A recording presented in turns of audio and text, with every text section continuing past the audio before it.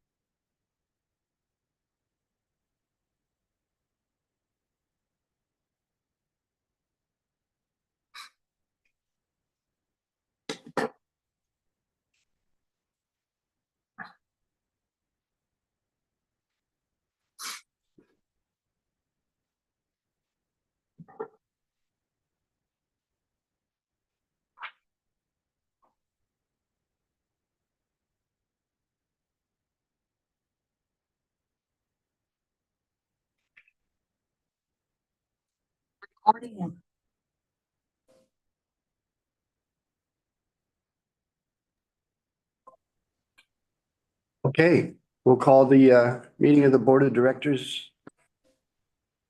Starting the meeting, and we will go to Pledge of Allegiance. Hand over your heart. All after me. I pledge allegiance to the flag of the United States of America and to the republic for which it stands, one nation, under God, indivisible, with liberty and justice for all.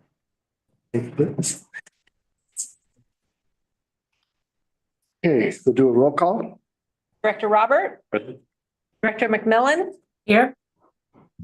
Director Avila. Here. Director Waters is absent. Director Quady. Here, we have a in-present quorum here.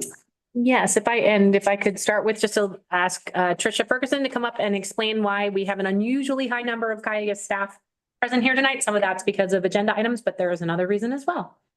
So today we've invited some of our supervisors and senior level employees to attend a meeting because they are part of the professional development program through Aqua JPIA. So part of that requirement is a district orientation, attending a board meeting, hearing what the general manager duties are, what board director duties are, as well as financial management. So they sat through a presentation today by Christine that covered all of that. And today they're going to sit in on the board meeting and get to see it in action. So thanks for coming. Thank you. Thanks, Tricia. Thanks for being here. Okay, do we have any public? There are some public, I don't think we have any public in the room, but we do have some, actually, we do have some public in the room and because I can back there. I don't have my glasses on. And then we do have some members of the public online. Okay, so we will go ahead with the public comments. This portion of the agenda may be utilized by any member of the public to address the Board of Directors on any matter within the jurisdiction of the board that does not appear on the agenda and on matters that are on the agenda are not designated as action items. Depending on the subject matter, The Board of Directors may be unable to respond at this time or until the specific topic is placed on the agenda at the Calleguas board meeting in accordance with the Ralph M. Brown Act. Please limit remarks to 3 minutes.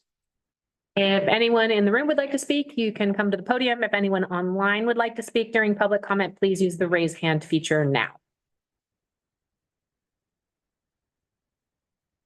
I see no raised hands. Okay, then we'll move on to the presentation. We have an introduction to a new manager at O&M. Yes, Ian's going to handle this. Good afternoon, Ms. McQuady, members of the board. It is my pleasure to introduce our new manager of operations and maintenance, Omar Castro. Omar comes to us with about 30 years of experience in utility operations and maintenance, 16 at the management level, from Casitas to Carpinteria for about a decade, to the city of Ventura, and most recently as the water and recycled water utility manager and interim wastewater manager at the city of Oxnard. Omar is a T5, D5, and has experience. Casitas is a 65 MGD water filtration facility, which is very, very close to the water treatment plant that we have here. So a lot of experience, a lot of really pertinent experience, from what I understand, a dedication to staff development and to training. So we are very excited to have Omar on board after a recent 3-week vacation to Italy. Just wanted to introduce him and welcome him to the district and invite you to say a couple things if you like. I'm glad to be here. I know this is going to be a new journey, but with a great team. And everybody always says, "Hey, what are your accomplishments and goals?" And it's really family, right? Have an amazing family, not great grandkids, just grandkids. But I really enjoy working with a team, passing on knowledge, education, and just watching people grow and coming up with our objectives and walking them through. So thank you for having me. And I know that we'll be seeing each other in the near future. Okay, thank you.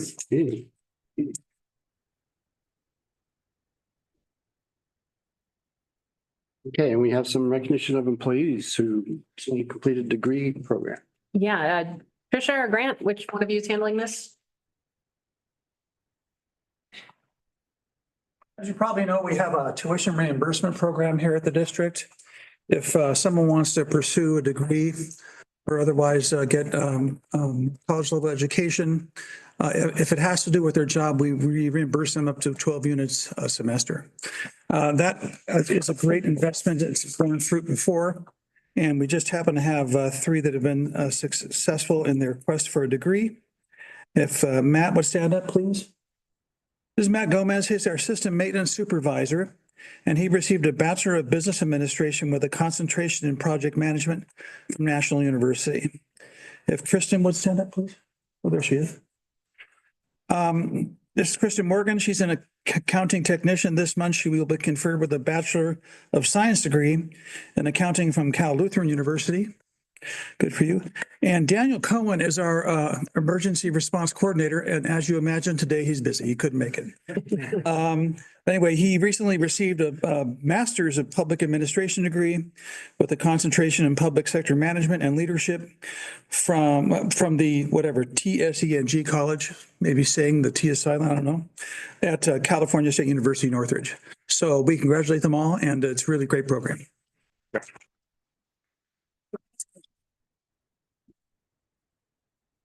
Way to go. Thank you, and congratulations. Yeah. Okay, and items to be added to the agenda, government code. We do have an item tonight. Due to local fire conditions arising after the posting of the board agenda, the board would like to add a fire update to the meeting agenda pursuant to the government code based on the existence of an emergency condition related to public health and safety. And all we need is a motion carried by the board to add that to the agenda. Okay, Make a motion. I'll second it. motion is first and seconded. Call vote. Director Roberts, Yes. Director McMillan? I think she said yes, but she's muted, so. Oh, she is? Okay. Director Avila? Aye. Director Waters is absent. Director Quady? Aye. Motion I did carries. say yes, I apologize. Motion carries. Yes, so as the board is aware, there's a rather large wildfire. It started in the Somas area near Solano Verde, who is one of our customers. They're 100% reliant on us, expanded through Somas, and because of the very high wind conditions today, has continued to burn and is burning in the Camarillo area to the south, as well as moving to the west with the high winds.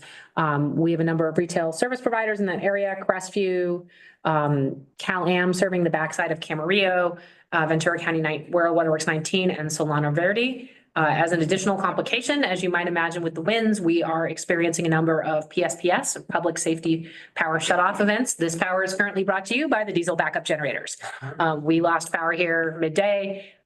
We have one other pump station that's currently offline or due to the lack of power, utility power, and that I believe is it. And Ian, Omar, you guys want to add anything in terms of fire situation? Omar, if you want to come to the dais, the speaker will hear you better. Sure. Right now, all of our plants are operational. We have received communication from some of our purveyors, and Oxnard being one of them, and Crestview being one of them, letting us know the status, but they are all operational. So right now we are incident free, and hopefully we make it through the evening that way. Yeah, and our demands, apparently I stopped by the control room earlier. They said demands were not unusually high. But we were prepared to deliver as much water to our customers as they could need under these circumstances. And I know Omar was going to step out after this to meet with O&M staff and make sure we're prepared for any contingency plans of what might occur overnight in this obviously very serious and very dynamic situation. So are they grabbing water from one of the lakes nearby? Does anyone know if they've been pulling water from the lake? I think we're kind of far from it. They were running helicopters. They cannot run fixed wing aircraft because the winds are so high. I don't know where they're drawing.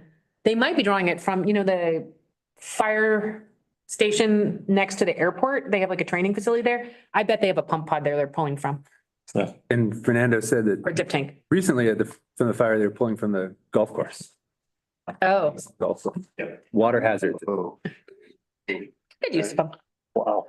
There you go. But I heard one Chinook go over us this afternoon, but I haven't heard of. there were, when I was driving back from Oxnard, because I was at United this morning, there were dozens visible near the Camarillo airport. So they're definitely, and according to Watch Duty, they've requested something like 250 engines. So they are throwing everything at it, but obviously these are very challenging conditions. The fires move very quickly. It's burning through residential areas. There's extensive evacuations and homes have unfortunately already been lost. So I'll hope the winds die down quickly and that they can get a handle on that fire, and we'll continue to support those efforts by delivering water when it is most needed. Okay. Any questions? Thank you very much. Okay. On to the consent calendar. For the minutes. Payment register. And Yoka, Carlson, and Roth. Any questions from the board members? I'll make a motion to approve the consent calendar. second. Motion has been first and seconded. Roll call. Director Robert? Yes. Director McMillan? Yes, Director Avila? Aye. Director Waters is absent. Director Quady? Aye. Motion carries. Oh, and I just got a text from Charlotte, who was on the meeting via Zoom. And she said they have indeed been pulling water from the lake per Daniel. So that has been occurring. So thank you, Charlotte. Well, you can see it from here. The fire? Yes. Yeah. Get a I smoke. took a picture. Yeah. Okay. Action items. We're going to talk about a board member to vote on behalf of Calleguas at Aqua. Yeah, so this is a routine action the board needs to take whenever Aqua has things to vote on at the conference. So sorry, I'm getting to the item here. So there's a general session membership meeting at the conference in Palm Desert on Wednesday, December 4th at 1:30. There will be a vote by the membership on the proposed amended and restated bylaws.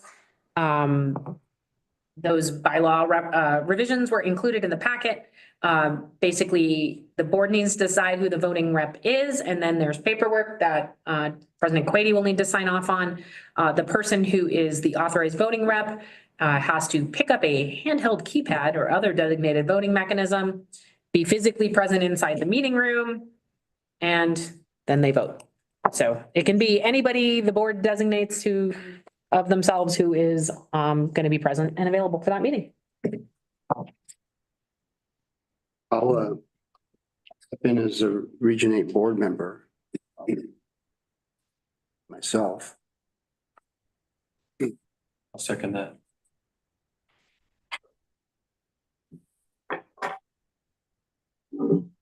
A motion's been first and seconded.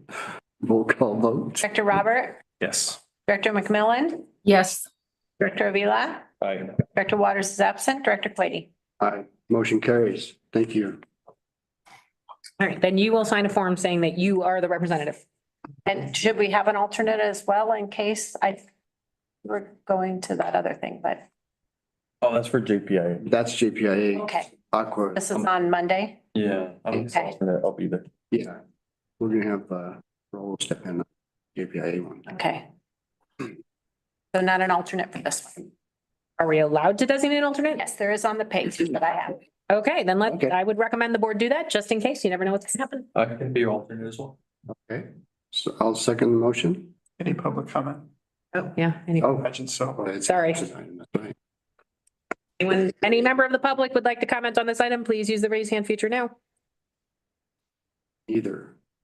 On either. This lady. The slate, there you go. We'll call it a slate. There are no raised hands. No raised hands? Shockingly. So we got a first and second. Roll call vote. Okay, Director Robert, Yes. Director McMillan, Yes. Director Avila, Aye. Director Waters is absent, Director Quady. Aye. Okay, that carries. All right, we have a rep and an alternate. Okay, and now we're looking at LAFCO.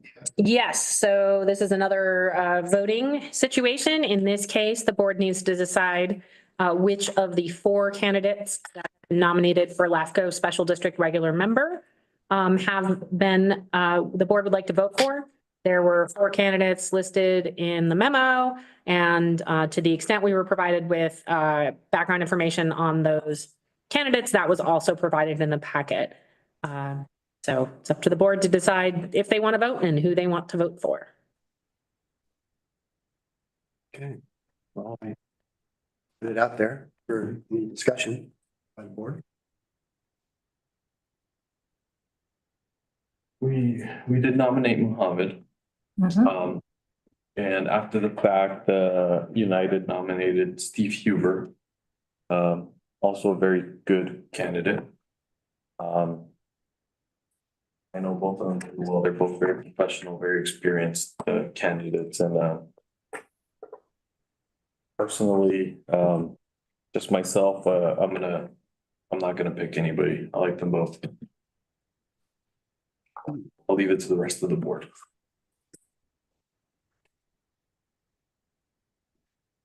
I would reflect the same sentiments as Raul regarding both candidates. I think they're both capable from my interaction with both of them. So I would kind of defer to see if the rest of the board has any opinions. I think they'd both be equally effective. Yeah. Director McMillan? I'll go ahead and nominate Steve Huber. I know him a little bit longer than I've known Mohammed, who's also a fantastic person, but I would like to nominate Steve.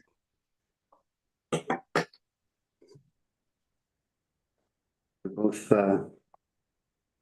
great candidates. My perspective that like Mohammed had a closer lengthy experience with LAFCO, but I think the quality of candidates I will Director McMillan on the nomination. So I guess we'll go ahead and take a roll call. Steve Huber? So Director McMillan's the first and you're the second Yes. on Mr. Huber, correct? Yes. Okay, just making sure. Director Robert, Yes. Director McMillan, Yes. Director Avila, Aye. Director Waters is absent, Director Quady. Aye. Motion carries. All right, and I believe that's another thing that you were gonna need to sign after the meeting. Okay. Okay, and then we're on to adopt resolution number 2099, a resolution of the Board of Directors, issuance. Oh, there's 2016. So Dan Smith, our manager of finance, will of course be handling this item. Of course. Evening, directors. Tonight we're here to talk more about the 2010B bond refinancing. So kind of just going through what we've done so far. We started with the finance committee where we sort of brought to you the discussion of going back and refinancing these 2010B bonds because of the subsidy that we do receive and the fact that we're no longer getting the full subsidy that was promised by the federal government. We brought an action item to the board, resolution number 2095, where we actually made a determination or said there was a cause for determination that there was an extraordinary event that happened because of this loss of the subsidy. And then we requested the PFA to make the same determination at that time. And we also set the budget to begin the refinancing. We then in September went back to the PFA board where we had the board pass resolution number 21, actually determining that there was an extraordinary event so that we could begin this extraordinary redemption of the 2010B bonds. So tonight we're looking at this resolution where we're going to be authorizing the district to go ahead and refinance these bonds and issue a new set of bonds. I am going to point out that in the agenda item, it did say 2016A bonds, and that was just a typo. It was supposed to be the 2024A bonds because Resolution does state 2024A. yes, it does. The resolution does state it. It was just in the agenda where the number was wrong. It's a revision. So that's Was a typo. The resolution is correct. the agenda had the wrong date in there. Okay, fine. So I'm going to go through some of the documents just to kind of explain everything that was included because there were a lot of documents included in this agenda item. First, we have the resolution itself, which is going to approve the proposed refunding and the form that the documents are in. You'll notice that there are some documents that are missing numbers in there. And that's because we won't know the numbers until we get to the very end of this process. And so we're just really approving these documents to form. In this, we're asking for bonds not to exceed $72 million. That's the maximum size of the bonds. We don't really know what size of the bonds are going to be again until we get to the pricing time of this, which is at sometime in the beginning of December. So we're just setting a maximum amount. It could be less. The last time we ran this, I think it was closer to $68 million, but it's all going to depend on where the interest rates land at the time we actually go forward with this. The other thing that's in this resolution is a amount that we're looking for in order to go forward with this refunding. So typically when we come with the refunding, we usually have net present value savings. In this case, we're doing it a little bit different because we're not all about the savings. We're looking for de-risking and getting rid of the subsidy. So in this resolution, we set this to actually not exceed an additional cost of $300,000 over the life of the bonds, which is 17 years. And we came up with that $300,000 based on if the federal government was to continue reducing our subsidy all the way through 2040. So right now it's supposed to go back to the full amount in 2030. But there's very little chance that the federal government is actually going to give money back on this item. And they're probably just going to continue to do this if they do not take more, which is the reason we are doing this. So we determined that, taking an extra cost of $300,000 would be beneficial still to the district. And with that, I also want to point out that by refunding these bonds, it will also help our debt service coverage. And I learned that recently by looking at what we did with the preliminary official statement, which is in there. It actually increased our debt service coverage by refunding these bonds and issuing a new bonds at a different interest rate, even though there was still some cost associated with this last time we ran the numbers. It also authorized the execution of all the related bond documents. So when it comes time for us to be able to go forward with this bond and the numbers are all working out, we're within the 72 million, we're within the 300,000. We are authorized to go forward with this at the time and just execute all of these. So all of them includes the indenture of trust, the escrow instructions, the continuing disclosure, purchase contract, and the official statement, which I have been referring to as the preliminary official statement because it doesn't become official until we post it. To kind of go through what some of these items are, because some of the board members may not have been that familiar with this, and it's a lot of legalese. So I have our bond attorney here in the audience in case there's some legal questions with any of this. But the indenture of trust is really the contract between the district and US Bank, who is our trustee. It contains the mechanics of the bonds, the interest rates, when we make the payments. It kind of tells them what they need to do. It also contains certain of the covenants that the district has to maintain as relating to the debt service payments. There's certain things in there where we promise not to issue additional debt based on certain criteria. A lot of it has to do with the debt service coverage. We got to maintain that 1.25 debt service coverage, which is something I'm always preaching here when I'm talking about this, and we'll hear more about it today as I go through the financial statements. The escrow instructions are the instructions that we have to give to each of the two trustees. We actually have two trustees. We have the one that's going to be between the new bonds, and we have a trustee that's in charge of the old bonds. With these bonds, we are going to switch trustees. We've been slowly getting all of our trustees with US Bank. They've been doing a fabulous job for us on their issues, so we're going to continue to give them the work. It's working out really well for us. So it also just kind of tells them, hey, here's the money, here's what you need to do with it, and let's get these things paid off, and here are the new bonds. Continuing disclosure agreement, with all bond issues, we actually have to continue to disclose some information. It's coming right out of the OS, the official statement that we're going to be posting. If you ever look at the financial statements, the audited financial statements, you'll see that at the back end, there's some schedules that we include in there. And that's all of our continuing disclosure requirements. But this agreement will specify which ones we need to provide and how often we need to do it, which is annually. The bond purchase contract is the contract between the district and the underwriter. And the underwriter for this deal is going to be Wells Fargo. It provides that the underwriter will purchase the bonds at this date for these interest rates and for a specific price. So it's a lot of that stuff is the stuff that's going to be done right at the end of this deal because we won't know a lot of that information until we get to the pricing, which is 3 days before we close. And then the final terms will be included in the pricing date, like I just said, of the bonds. And the official statement, and this is one of the more important documents, it has a lot of information about the district. Has little information about the bonds too, to kind of tell them what we're planning to do. Here are the bonds, here are the amounts. But the big thing is letting investors know about us. So we've spent a lot of time lately, Christine, Ian, myself, and all of my accounting staff going through this document and making sure everything was up to date and accurate. And with that, we've updated the management. We had a lot of turnover since 2021. We've added a few positions. We got them all in. We had to talk about the water operation systems. We had to talk about the issues that we've had to deal with, especially the drought. It's a big one. We had a lot less water sales.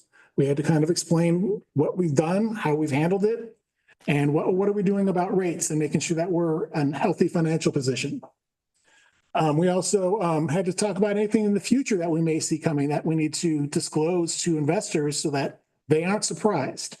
So we did all that. And then with that, we take it and we start showing historical information, financial information. And then I included a 5-year projection in there as well so that we can kind of show them, hey, this is where we think we're going to be, show them our future debt service coverages and future cash flows.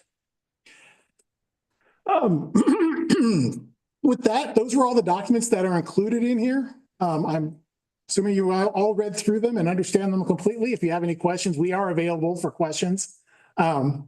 That's some of the stuff I just rely on the legal counsel myself because he's been doing this a long time with us. So what we've done so far with this process, we've actually already posted that notice on Emma that was telling everybody, hey, we're planning to be redeeming these bonds. We did that. We have not heard anything back from any of the investors, so we're assuming that we're still good to go.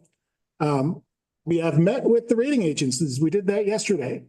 So Christine, Ian, myself, we sat on a call with our financial advisors, and Kevin Savali was also on the call, where we sold ourselves to these rating agencies. We told them all the good, the bad, everything. And so that we can try to get a great rating and continue with our great ratings. It went really well, we thought. They said that it sounded good. They sounded like we're in a stable position. They liked what we had done with our water rates. We set ourselves up for success. So with that done, they're going to get us back the official notice by November 18th, but we are expecting to maintain both of our ratings, which is an AA plus and an AA2, which is just a smidge below that AAA rating. So it's a very high rating for a water district. We're very proud of that. So the next steps, we're asking for you to adopt this resolution, which is going to let us move forward for the next step.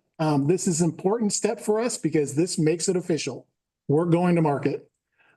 We are about to issue a notice of redemption, telling everybody for sure we're putting on notice 30 days from now, we're going to be going out with these bonds, assuming that we pass this resolution.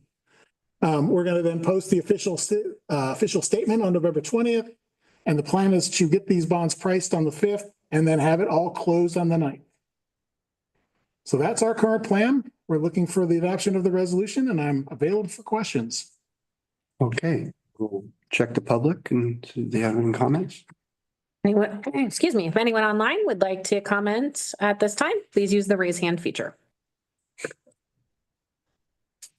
I see no raised hands. Okay, we're open to the directors. Questions and discussion. So I knew there was a 30-day process for this, and, you know, it's kind of, my question is, are you using some sort of crystal ball to predict the rates and when to execute this, or are we just, you know, next month will be probably as good as the next week? And Yeah, no, there is no crystal ball on this, and these rates have been all over the place right now. The market's jumping constantly day to day. So we're just hoping we picked a good week. We've picked a week that there isn't a lot of financial information coming out, so we're hoping it's going to kind of be settled through that week. We did strategically pick this week that we're going to be closing on for that. So we're hoping that that helps us. But other than that, I mean, it could be, we could get to that day and the numbers don't work. In which case we then rescind that redemption notice and we can start over again at some time. And once all these documents are signed, we get this resolution done. It's just, we go right now, we see where we're at, and if we have to start over again, we will. And we just issue another 30-day notice and. And you can do that without coming to us for a motion to rescind and. Right, we don't. It can all be done, since you've already approved the bonds, it's just a matter of getting that timing down now. Right. Okay. You answered my question. Perfect. Okay. Director McMillan, you have any questions? No, thank you. Okay. Good, so the motion be in order. Make a motion to approve or adopt resolution 2099. Second. Who was the second? I'll second. Director McMillan, you got beat there, I guess. It's got a mute button handicap. I unmuted it. Director Robert, And then, yeah. Director McMillan? Aye, can you hear me? Yes. Okay. I am Director unmuted. Avila? Aye. Director Waters is absent. Director Quady? Aye. Motion carries. Thank you. Thanks, Dan. Thank you. Okay, on to reports. We have a monthly status report. And there's only 540 pages. Not all 540 pages of monthly status report. I would say a significant block of the 540 pages were associated with the last item. Any bookmarks? Oh, well, that's unfortunate. Yeah, the PDF. What's that? 286. Can you go straight to a page? You can click at the top and the 286.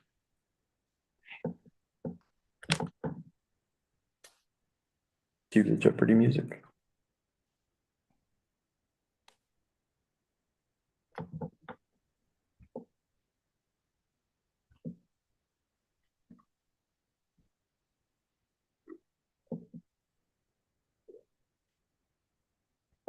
All right, we're gonna have to figure out a better way for you to navigate Well, word packets. you just have to teach me those shortcuts. Yeah, you have a different setup than I do, so I don't know exactly where it is on your screen.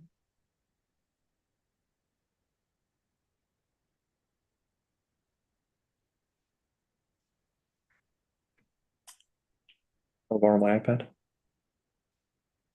I bet he has his, there you go, you found it. Okay, so we'll start with the risk.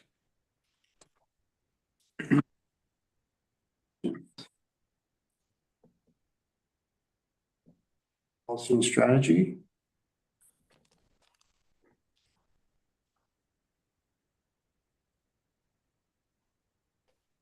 Eighteenth. External affairs.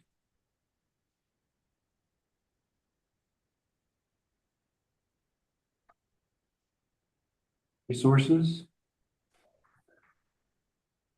Great job on number 18, the Simi Valley Street Fair staff. I swung by and that was a great booth. Work. Very good. Water use efficiency.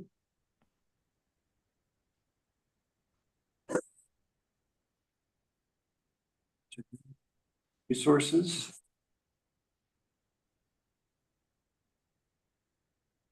Engineering.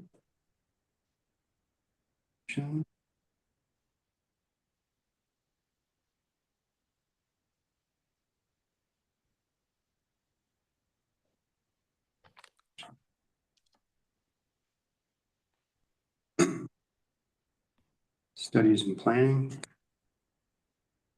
Some funding opportunities. Miscellaneous. One app.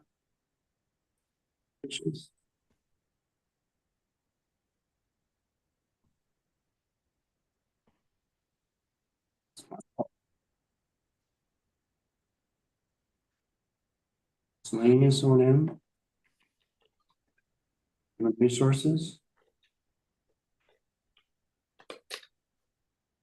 Risk management.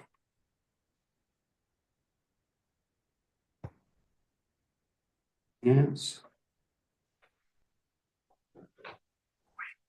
T. So. That's the end of the monthly stats report. Good job, folks. All right. You stunned us. Lots of good information in there, a lot going on. Okay, so move on to the preliminary June 2024 financial report. All right. 3 more Dan items.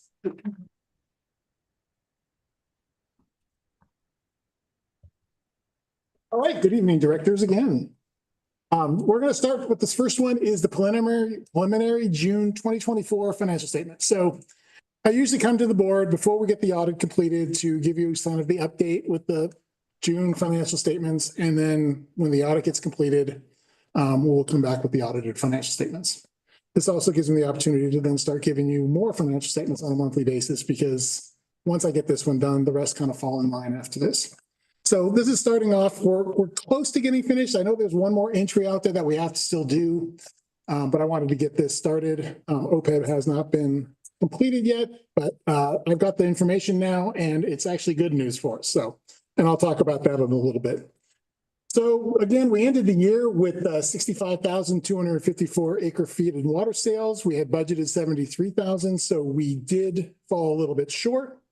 That's the bad news. The good news is that the water revenues actually still came in rather high, because the costs, I mean, when you net it out against the costs, because most of our costs are metropolitan, lower water sales means the revenue is still there, but the costs also disappeared. So we ended up with a little bit under what we should have been based on the budget, but overall it still came out pretty good for $37 million. Looking at the year-to-date expenses, we had some savings. $28.3 million was budgeted for the admin expenses, but we had only spent 25, so we saved like $3 million. Taxes and interest ended up being extremely high. We had a lot of interest and our tax revenues were much higher than we anticipated. So we ended up with $18.9 million on those two, but we only budgeted 15.5. Looking at the overall principal interest and the operating income, we pretty much were right on with the principal and interest, but this is what we use to calculate the debt service coverage. But you can see that the operating income definitely exceeded what we had budgeted. So that was actually a good thing. We had budgeted 24.8, but we had 28.6 because of the savings and the additional revenue that we got from taxes and the interest.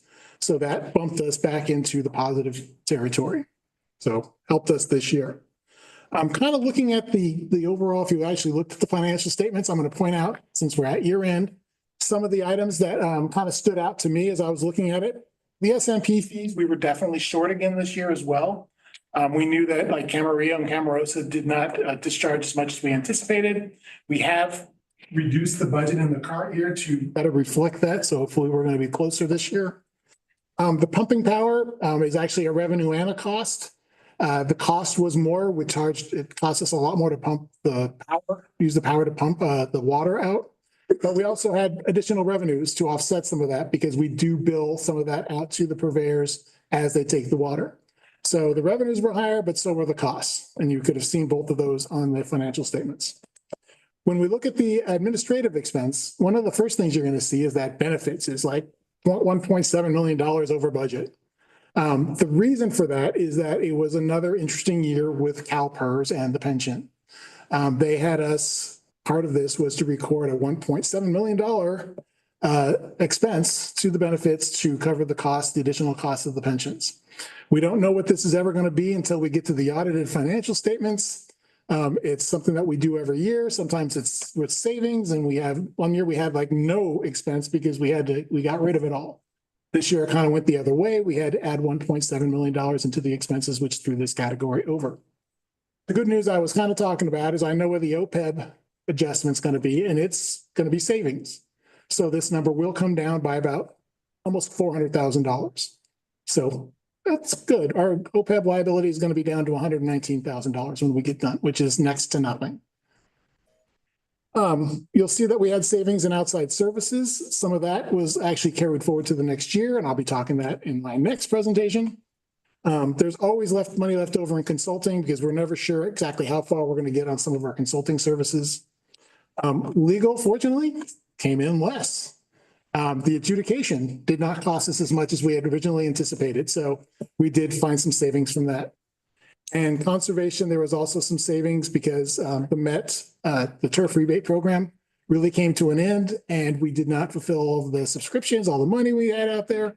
So there was about $450,000 that was not claimed, and we can't go forward with it anymore because the program's coming to an end. No one's going to be subscribing, can't sign up anymore. So the money's no longer available. So we took it out of the expenses. Looking on the non-operating side, like I told you, the interest was coming in very high, which has been very helpful. The other thing that's been kind of interesting is that we've been having very large unrealized gains. And that's the gains where the market's boosting up the value of our investments. But we don't really realize those investments, that money, because we never sell those investments. We usually hold them to maturity. But for right now, it's always an autumn on the thing. A lot of times it's been negative for many years through the low interest rate years. But now we've actually improved that. You'll see the tax revenues increased. Like I was saying before, was up to $11.8 million. That's even higher than what we have budgeted this year. I think we only budgeted 11.5, and we thought that was going to be a little high, but apparently I think we're sitting good. We should at least get what we got last year. The project expense, I kind of wanted to go over. You'll see that there's no budget for it. We never budget for this. This is capital projects that don't qualify to be capitalized. There are always some costs in there, projects that are ending. It doesn't meet our threshold to continue putting it toward the project and capitalizing it. So we expense it at the end of the year and close it out.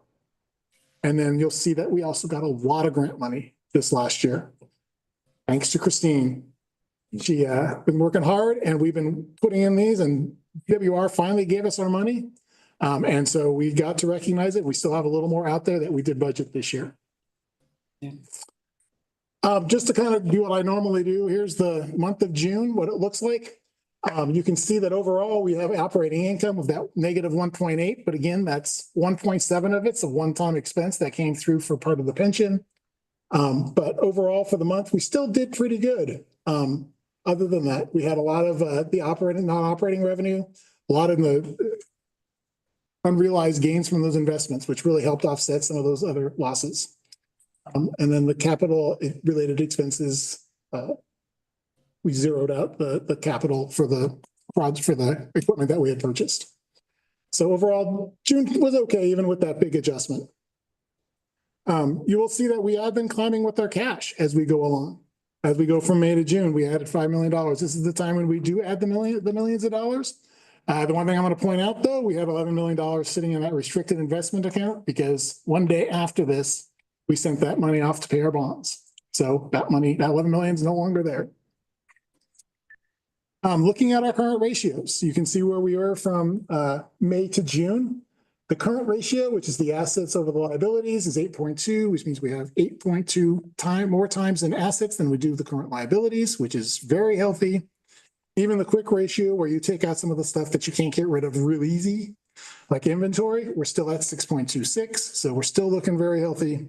And I changed this one because this was always sitting at 0.27. And I'm like, this does change. And I want to make sure you could see how it changes a little bit every bit. This is where the assets over liabilities. So assets are only 27.5% of what we have or liabilities are only 27.5% of what we have as assets. So it's a very small percent. But you can see it does change. It's one of the reasons, and I could probably get this one off here because this doesn't do as much. Looking at our debt service coverage. So we budgeted debt service coverage to be at 1.64 by the time we got done, but because we had additional revenues come in, we ended the year at close to 1.91. And I say close because as soon as I make this next adjustment for $300,000 at 385, we're going to be close to 1.95. Well, it's going to improve our debt service coverage. So we're looking very healthy, and it was a fun thing to go show the rating agencies how we came back from that previous years where we were down to the 1.4, and then this year we're at 1.9. So we've recovered from the drought, even though we still have lower water sales, and they like to see that. And then we still have 4 times of this stuff just to pay our interest if we needed to. That's what that shows, that we have 4 times the amount of money we need to pay interest. And that's the June financial statements up until we come back with the audited financial statements. Okay, any questions? Good work. Thank you. Yeah. Great job. Thanks. So on to the next. I'll do the next. So now I'm going to bring you the September financial statements. So through September, because I'm skipping July and August, you can see that we've sold 23,773 acre feet of water. We'd only budgeted almost 23,000, so we are ahead on the water sales. As far as the water revenues go, we're about even from where we budgeted. So it seems like we should be ahead, but we're not. A lot of that has to do from water loss out of Lake Bard for evaporation. That is considered a cost to us when we lose that water. So that increased those expenses, which makes this kind of come out even. But this is normal. This happens. I mean, we can't not have water evaporate unless we fill the lake with those little black balls that BWP has. But I'm not even sure that works. That would be fun for firefighters. Yeah, then we'd have problems there too.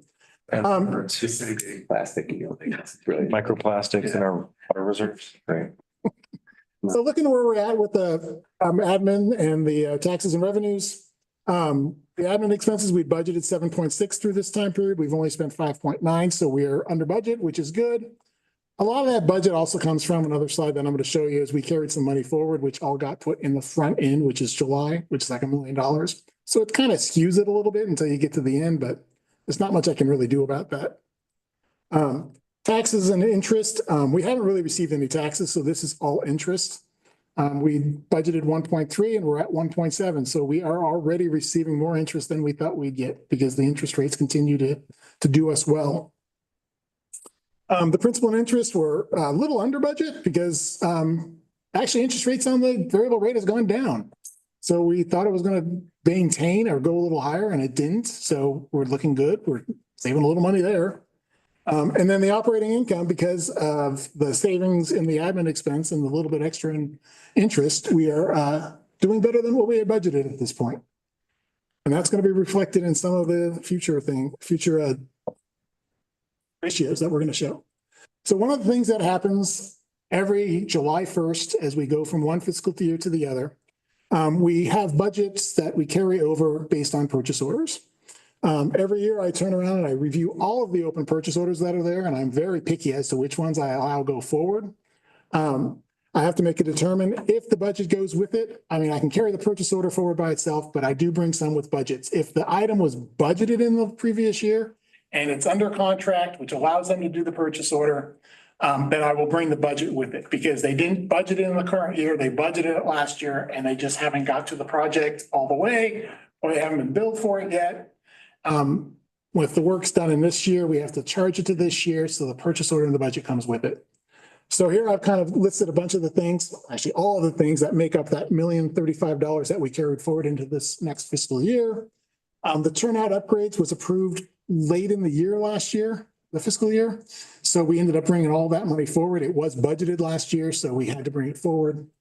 The vehicles are slow to come in. And so we had to bring those in. We've purchased them. They're on order. They just have not arrived. And so we don't get to pay them until they arrive. We've got the admin cubicle replacement and carpet that's going on there. We had that under contract. We're just still working on getting that going. Should be happening this month. Will be happening this month. We still got activity tracking software, generator maintenance, chlorine service, all these things we had under contract. And so we brought the budget forward. Along with the lake barge tree trimming and other supplies, I just kind of lumped everything together. Because if the item was purchased and ordered, we haven't received it, it gets carried forward. So anyways, we added $1 million to the budget and this is what it was for. So for the month of September, the overall look of this is good. We had plenty more in water sales than the total cost of water. Not total, not a lot, but a little. And then we had some savings from the admin expenses, which I've been saying. That non-operating, where it's a positive $758,000, is all unrealized gain on those investments. We've actually had unrealized gains for the first 3 months of almost $3 million, which is interesting. It's probably going to go away, so you'll see it disappear eventually. But right now we're at $3 million. And the capital rated expenses are where we thought they would be, so it's right on par. Cash and investments, you can see that we are still climbing with our cash and investments, which is a good thing for this time of year because this is where we make the cash. We're selling more. The bills are a little bit less that we're paying for Metropolitan, so the cash should be going up because it goes down in the wintertime. So looking at the current ratios, and I went back to June so you could kind of take a look at what it's done over the last 3 months. You will see that the current ratios are going down, and that's not a problem. They're still super healthy. The reason they're going down, though, is because we actually have more in accounts payable because we have higher Met bills, and that's making that number drop a little bit. So as we get into the winter, it's going to go back up because the Met bills will go down, liabilities shrink, and we're going to be all good again. So it's always a variable thing where it goes up and down throughout the year. Same thing goes with the quick ratio. It's all about those accounts payable invoices for Metropolitan. That's throwing it off or making a dip. You can see our debt ratio did actually get into the 26% now because we actually made a big bond payment come July 1st, which reduced the liabilities. So that did affect the overall assets versus liabilities. And right now our debt service coverage is sitting at 2.23 based on the revenues that have come in, which is very healthy. We did budget it to be at 1.75. So we are well ahead and hopefully it stays that way. I do expect to be over the 1.75. We usually do exceed that based on the extra revenues that come in. And times interest earned is also increasing. It goes hand in hand with the debt service coverage. And that's all I have for this financial statements, unless there's some questions. Any questions for Dan? Thank you for making it digestible. I try. Dr. Miller? Makes me happy every time I see the investments. Right, exactly. It's a good segue. Guess what we're going to talk about next? Quarterly investment report. I just took some snapshots this time since I was standing up here. I figured I might as well do it as a presentation. These are snapshots right out of the quarterly investment report that was in there. Things to take off from here is that, we're earning close to 4% out of this investment right now, which is very good. It's better than what the benchmark is doing. Our market value has increased. Again, a lot of that's the unrealized, but because it's all market value, but still it's good to know that if we needed it, we can sell these assets, these investments at a gain, not a loss at this point. I also wanted to show you kind of where we were with our total returns. That's that bottom little section. The last 3 months, we've earned 2.8%, and that's not an annual, that's for the quarter. So that's, you multiply that by 4 and we're earning a lot of interest right now on our investments. The last 12 months, we've been at 7%. So that's also very good. And then for the last 2 years, we're averaging 5.3%, 5.13%, which is good. So it's all healthy investments we've been getting from these returns. We're very vested between all of these different categories we're allowed.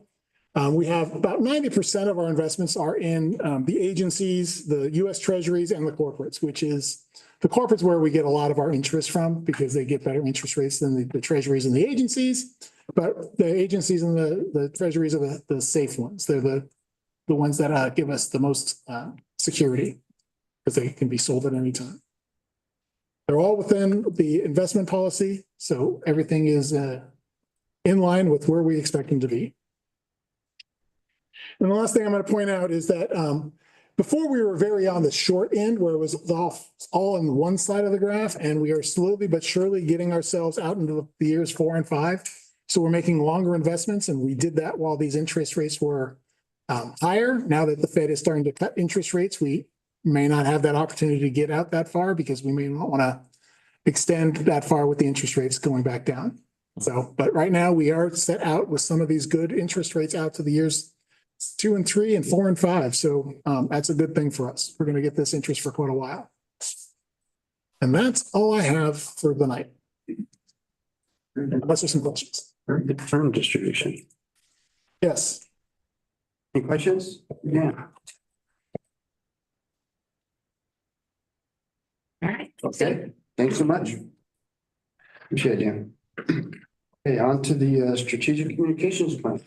Yes, a couple months ago, the board held a workshop on the draft strategic communications plan, and staff, especially Megan Schneider, our senior communications specialist, has been hard at work and now has a draft plan to share with you. I don't know, Ian, is there anything else you want to say before we turn it over to Megan? Just as Christine said, Megan in particular has been hard at work on this. It would not be where it is without her. So given everything else that we were doing, I would just want to say thank you in front of everyone because you were great on it. So. Good evening, President Quady, members of the board. I'm very excited to be here tonight to present our draft 2024 strategic communications plan. So this is a brief presentation on where we are at with the plan as well as where we are going. And it is on page 426 of the board packet. Thank you. Okay, so let's rewind a little bit.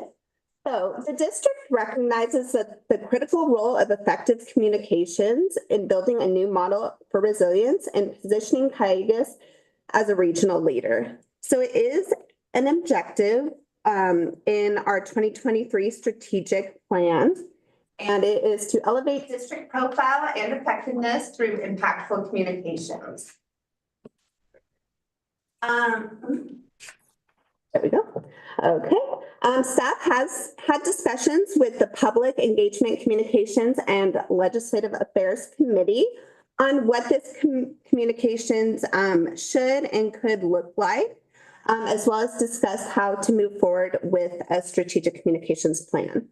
From there, we had a board workshop, and this was a great opportunity for staff to walk alongside the board, go through the different audience types that Calleguas has, different messaging and themes. One important aspect of the workshop was the key messaging priorities from the board.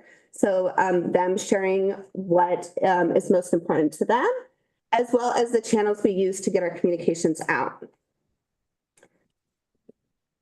So the draft is here in the board packet. And some of the key components of it include that it's created around three main ideas. That's what. So what does Calleguas want to say? Who does Calleguas want to say it to? And how does Calleguas want to say it? And then it's also organized around the 2023 strategic plan priorities. And it provides specific examples and themes. So communication objectives. Like I said, this is really focused on the 2023 strategic plan priorities. Sorry, there's a lot of strategy going on between the plans, which are delivering reliable service, improving resilience, and providing regional leadership. The communications plan defines objectives that directly support these strategic priorities. And then here's just a little example. So at the bottom of the screen, that's taken from the strategic plan. So deliver reliable service, which is provide safe, reliable, and cost-effective service. And then you can see over in the strategic communications plan draft, we have emphasized safe and clean water, demonstrate financial transparency. And then you'll see how some of those objectives directly align. So maintain operational excellence. And then highlight historical reliability. So share stories and updates to showcase the district's 70-year history of reliability, emphasizing its commitment to continuous improvement through new projects and collaborations and establishing the district as a trusted entity in water. So yeah, as you're going through the plan, you'll see how those directly align with the strategic plan. Board key messaging priorities. So like I said, at the board workshop, board members shared insights on the district's mission, history, and future vision. Staff captured these insights in this board key messaging priorities 2024. And what I personally really like about this page is when I was doing research on other districts or entities' strategic plans, none of them really captured boards or any type of councils. And we just thought this was very important because by understanding the board's priorities and perspectives, staff can ensure that communications align with the board, helping create that unified voice for the district. So we felt like this page was very important, and we do see this section of the plan being updated every 2 years with a board workshop, not quite as big as the original because there's a lot of elements such as channels and audience types that will remain the same. But we understand that key messaging can and will change. So we'd like to have kind of a smaller board workshop to update those. Audience profiles. So during the board workshop, we identified 8 key audiences critical to the district's communication strategy. The audience profiles provide examples of how the district modifies key messaging priorities and engagement strategies for the different audience types. And it provides a general tone and level of detail for each audience type. So they're almost like little cards that basically take all the elements of the plan, put them together, and show an example of how they'd work. And the plan in action. So the plan is going to ensure that all communications align with the district's mission and strategic goals. It ensures that all communications are clear, accurate, and consistent across various platforms, which strengthens credibility and builds trust. And it provides guidance on district actions and efforts. So as we work through some of our communication part of the plan, we can make sure they're aligning with our goals and the activities that we're doing. So almost as like tracking those. And this slide I just really love. I think it's a visual representation of all the important work that Calleguas is doing, all the different avenues of communication, events, speaking engagements that all of staff is involved with. So we have outreach events, we have briefings, and tours. We have a Women in Water event that staff attended. We have our manager of IT doing a panel for cybersecurity. We have directors at a conference, and I think it's just really great showing all these different places that Calleguas is out doing this work, sharing these messages. And I think it also shows the importance of having a plan because so many staff are out there doing a variety of different activities. And so again, it just keeps that communication clear and concise. And the plan is great because staff, board members can take it and kind of create messaging around it on what they would like to say in these different avenues. So again, I just think this is really great representation. I've only been here a little over a year, and all these pictures, I could have done 10 more slides. And it's just amazing all the stuff that Calleguas is doing. This is another just little example of the importance of clear and concise communication. So Supervisor Janice Parvin came for a tour and briefing of Calleguas, and then she was really quick, like within a couple hours of leaving, she's posting on, or her staff is posting on social media, thanking Calleguas as well as providing information on rebates and resources. So it just shows when we're getting that message to them, they're getting it to their channels of communication. And I think that's really important because as you know, water wholesaler, sometimes we don't have that direct communication to the public. And so these partnerships really build that, and making sure that message is, again, clear and concise and consistent really helps to get it out. So what's next? I'd like to just take this opportunity for discussion and get some feedback from you. So if there's any favorite aspects of the plan you'd like to share or concerns, there is an opportunity to submit feedback later. So if you review this later and you have some concerns or questions or suggested changes, you could go ahead and give that to us as well. We do hope to adopt this during a December board meeting. And that is all I have. So yeah, if there's any discussion, questions, feedback. Okay, the board. Questions? That's great. Yeah, it's great. Yeah, Dr. McMillan? Nope, no questions. Everyone has done a really good job in getting out there. It's just evident by the pictures you've included here, right? I'm aware of where you guys have been, but just Like I said, I think it's just a great visual representation. Great visual. We're doing just awesome work, and we're really out there, and again, in all these different avenues. So it's not all the same, and it's a different staff. And I think this plan will really help with that.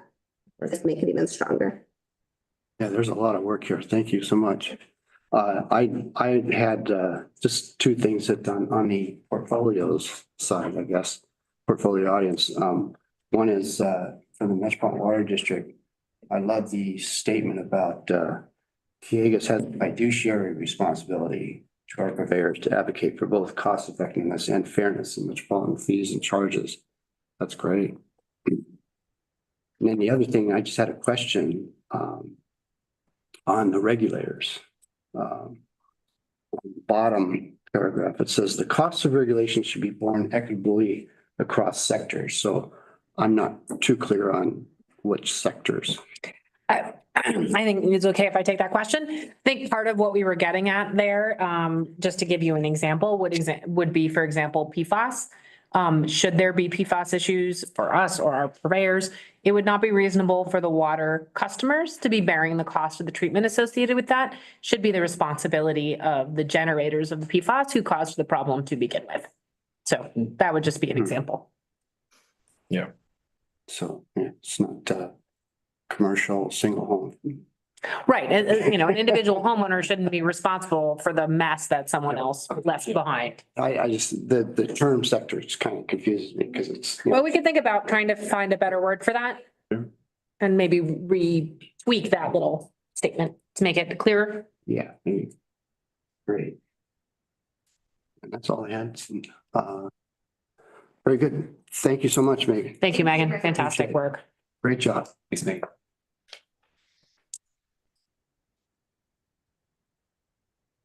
Okay.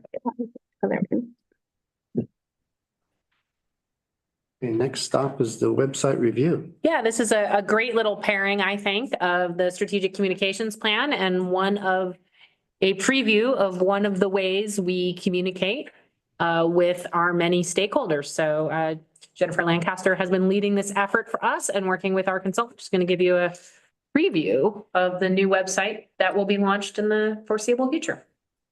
Yes, good evening, directors.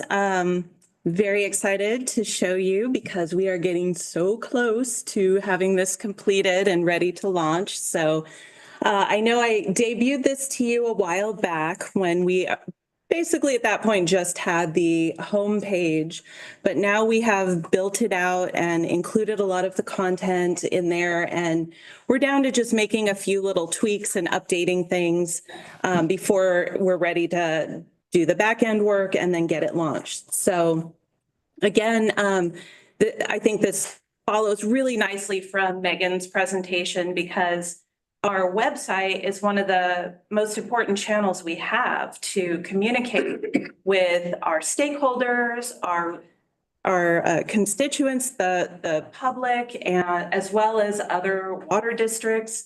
And so to really have a nice functional website speaks to that strategic plan objective to elevate the district's profile through effective communication. So I'm just going to relaunch this webpage here. So you can see when you first get to the webpage, there's kind of some movement there. And then this is the home page. We've got some links. We're going to have a calendar. This is one of the things that we're currently updating, but we'll have a running calendar with board meetings as well as all kinds of things like when we go to a career fair, we have a workshop or a rain barrel sale, everything will be right here on the home page. And then some of these quick links to elements that folks come to our website for frequently. We have some contact information and then we have a link to our social media. So whatever the most current social media post is, it's going to show up right here. And Megan, she also runs our social media. And so she keeps that very current whenever we have visitors or anything. She has that posted right away to let the public know what we're doing. And then we have our staff photo, which is going to be at the bottom of every page. So, see, I need to hide these. And everybody's there, right?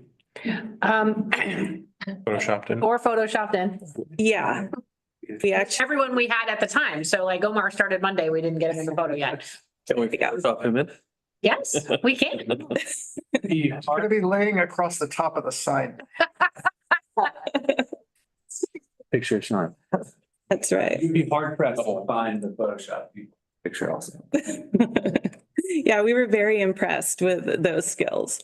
Because you can imagine to get all of those folks together at the same time and place was impossible.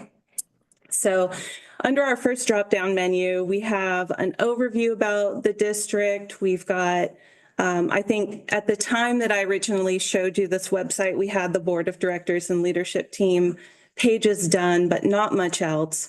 We have a page on our member purveyors. So this is a really useful page because it has every one of our purveyors with a little bit of information about them as well as their contact information. And one thing that happens quite frequently is that people will call the district and they'll want to turn on their water service or they'll want to have a question about their rates or something. And those are things that the retailer handles. So we have to work with them to figure out who their retailer is and then give them the information so that they can contact the correct entity. And so to make that easier, we actually have this really cool Find Your Water Supplier application here that's built into the website that not only the public can use, but Susan, when she's answering the phone, she can easily and quickly type in someone's address and find who their water supplier is. So if I put, this is Thousand Oaks City Hall. So if I type that in, it immediately shows me that City of Thousand Oaks Water Department is the retailer. Here's their phone number. Here's a link to their website. So it's really a helpful tool, I think, that's going to get used a lot. And then you can just kind of navigate it as well. We have a page on district history with some great old photography that we have, kind of talking about how we came to be, and with a district timeline showing some of the main things that happen throughout our history. And then we also have a lot of information under Your Water. We have water quality information, and this is our very own lab tech, Maya, who's posed for our pictures here, and it looks great. We have links to the annual water quality report and so on, and then some information about various aspects of water quality here. You got to drop mid-fall in that picture. Yeah. Yeah. We have an outside photographer we use sometimes. He also took the all employee photo, and he's responsible for that. We're not shooting that on our iPhones. It's got a lot of action for a picture. Right. Yes, and then we have our water use efficiency page. This, of course, has our landscape campaign information, as well as all of the resources for the rebates and our partnership with Master Gardeners and so on. So good information there. Rates and charges. We've got information on our projects and programs. So like the salinity management pipeline, potential discharger can come to this website. They can get all of these documents and forms that are that they need to review, and then if they would like to do an information request, they can just click on this. There's a form they can fill in. And then when they hit submit at the bottom, it gets emailed on the back end to the appropriate staff. And so we've done that kind of throughout with various information requests. That way we can route it easily to the folks that are the ones to respond to it. And then under work with us, we have accounts payable, builders and developers, where we list project bidding when we have something that's out to bid, information about annexations and construction near our facilities, our human resources page, so organizational chart, job specs, and then a link to all of our current job openings. And then we also have a transparency section. So this is where we have all of our financial information. So with the drop down, you can see the annual budgets, current financial statements. We've got transparency documents related to the board. So there's the compensation and benefit summary that we have to make available to the public, as well as the Form 700s for both the Public Financing Authority as well as just for the district. All of our environmental docs, so our CEQA, are all listed here by project. And then requesting information. This is gonna give you the contact information for our public information officer for media inquiries. Utilities requests, again, that and the Public Records Act requests, those are forms as well that you can fill in and submit online. And for everything else, we have a contact tab. So again, some general information about the district, our hours, our general contact information. Again, more links. So what we try to do is make important information accessible from multiple directions, because I might be looking in one place for that information and it might be more logical for you to look at in a different place. So we're trying to kind of cross-link it from as many different places as possible. And then again, this is more of the generic form. So we have a drop-down menu with different topics that we tend to get inquiries on. And when that form is submitted, it will go to the appropriate staff person so that they can address it. So with that, just wanted to give you the updated view of our website. And again, we will announce when this website goes live, and you'll get an announcement and a link. And then we also plan to do some announcements on social media as well to debut our new updated website. So with that, I can take any questions or comments. I am amazed, first of all, but also I don't think I've ever seen that much transparency for any agency with that information easily accessible like that. Love that. Are our social medias easily navigable here? Yeah. Or linked? Yes, they're linked down at the bottom, which is kind of typical Okay, yeah. website format. So we've got everything here. And then we could only link one type of social media account. So we chose Facebook because that way you get the pictures and you get the little blurb. Okay.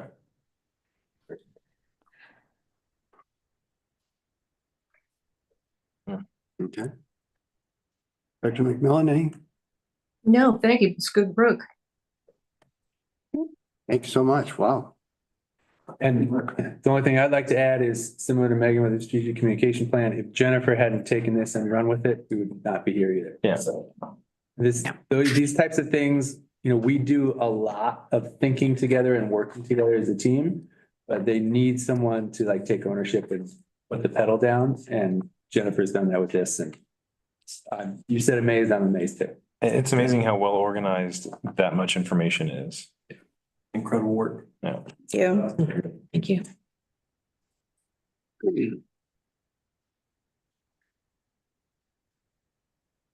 Okay. And the third quarter change order summary report, Fernando. Good evening, Board of Directors. The third quarter 2024 change order summary report was part of your board packet. Of course, there were no projects, new change orders executed during this reporting period, but if there are any questions, I'm happy to take them. Any questions?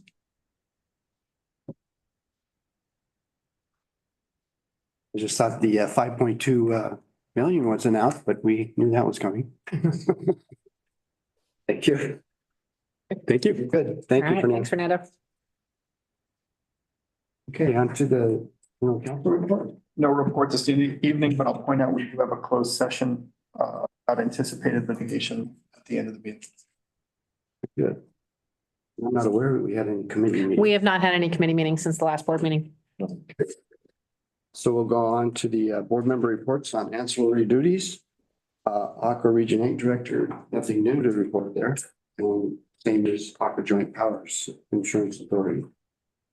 Report Association of Water Agencies of Ventura County. Since the last board meeting, I attended a AWA exec committee on no, I reported on that one. I'm sorry. See, I'm a little out of order here. No AWA meeting since the last one. Tomorrow's meeting is canceled. Okay, Fox GMA. I haven't attended a Fox County GMA meeting. Okay. Dr. McMillan, Metropolitan Water District. Yes, on September 21st, I attended MWD's board and committee meetings via Zoom. On the 26th, I joined MWD's table at the Women in Non-Traditional Occupations, which was held at the Sheraton Grand Los Angeles. On the 27th, I traveled home from the winter dinner. On the 4th, I chaired the ad hoc committee on Bay Delta.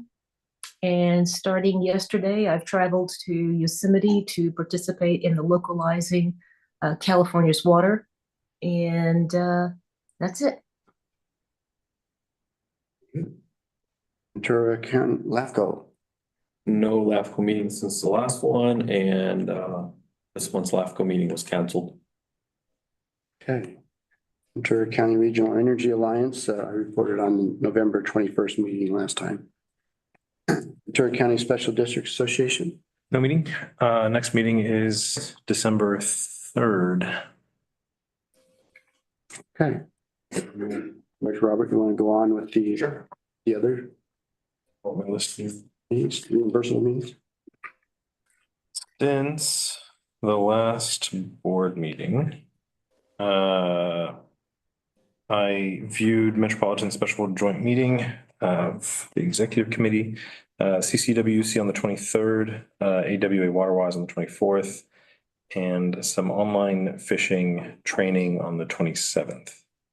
And tonight's board meeting. Director O'Leary. Since the last board meeting I attended, I completed the Calleguas fishing training on the 17th. On the 23rd, I attended the Simi Valley Chamber of Commerce Legislative Affairs Committee. Went over some Bay Delta stuff on there. On the 24th, I attended the Purveyor meeting, and tonight's board meeting. Director McMillan. Yes, on October the 17th, I attended United Water Conservation District's annual water summit via Zoom. On October 24th, I attended the Calleguas Purveyor meeting. On November 1st through the 3rd, Director Miguel Luna and I hosted a Hoover Dam CRA facilities inspection trip for elected officials, water industry managers, members of the environmental community, and members of the public from both Los Angeles and Calleguas. And also Director Coetti attended as well. We get into tonight's Oh, and tonight's board meeting. Thank you. And on the 24th, I attended the Calleguas Purveyor meeting. 29th, I had a meeting with the general manager. And on November 1 through 3, that was the joint Colorado River tour. And I thought that was a great association, having two agencies go on a tour together. LA Department of Water and Power and Calleguas. That was a great idea. I think you've been doing that a while, but that's the first time I saw it. So. And tonight's board meeting. And if I could just on the Colorado River tour, thank Ian for handling that since I was not available, and also Megan Nielsen for stepping in last minute to fill in since Kara wasn't able to attend. So thank you, all of you. And I hope everyone the other staff who attended had a fantastic time. I heard it was a great tour and I'm sorry I missed it. And it was flawless because of Ian and Megan. I really appreciate their being there. You're here. Thanks. Okay, any upcoming meetings to be attended by board members? If I could highlight a couple of things on the upcoming schedule. One is that our next board meeting on Wednesday, November 20th, will be a joint board meeting with Las Virgenes here, focused on the Delta Conveyance Project. It will be at 5 o'clock. Moved their camp meeting, so it doesn't end until 2:30. And since me and Dave Peterson and Director McMillan all need to be there, we thought it was prudent to back up this meeting a little bit. It is not reliable to get from downtown to here in an hour and a half. So that'll be a 5 o'clock start with both boards. With just that on the agenda, we're going to clear everything else off. I would note that the board meeting that would normally be the first Wednesday in December is going to be canceled because it conflicts with Aqua. Also that we're having a purveyor meeting out of sequence due to the holidays in November and December. That's going to be on Tuesday, December 10th at 10 a.m. and it is going to be out in the well field. So we will only have the one board meeting in December. And looking a little bit ahead to January, the first board meeting of the year would fall on January 1st. I think that would be an unpopular time to hold a board meeting. So I wanted to confirm with the board members present today that it would be okay if and I really think we need to have two board meetings in January, because for starters, you all are going to do your officers and committees and all of that. And to do that, and then whatever else needs to be done, I think is ambitious in a single meeting. So I'd like to propose that we add a board meeting at our usual 4 o'clock time on Wednesday, January 8th. I have confirmed that district council is available. Is that a problematic time, buddy? Great, then January we'll have meetings on the 8th and the 15th. So that will be back-to-back weeks. But I think that's okay. And then we should be back to regular schedule programming with everything. So. Our regular programming. Yes, our regularly scheduled programming. That's all I wanted to mention. All right, thank you for that. Calendar corrections, thank you. So future agenda items you did, information items, the written communications and Yes, we did include a letter from Devin Gadahay, who is the interim general manager at Met, to DWR regarding Delta conveyance. This is helpful background for our discussion at the next meeting, although Devin will also be joining us remotely to present that information and also address any questions. And then the rest was actually also in the monthly status report, so we just had a duplicate there. yeah. There's a lot to that risk, huh? There is a lot, and the fun's just beginning. It's a lot to do from here. Okay, any questions on written communication? Okay, and I guess we will close the open session and go into closed session. Yeah, Director McMillan, you should have a separate link so you can join us for that. And then we'll need obviously me, Ian, and then our HRRM staff. Thank you.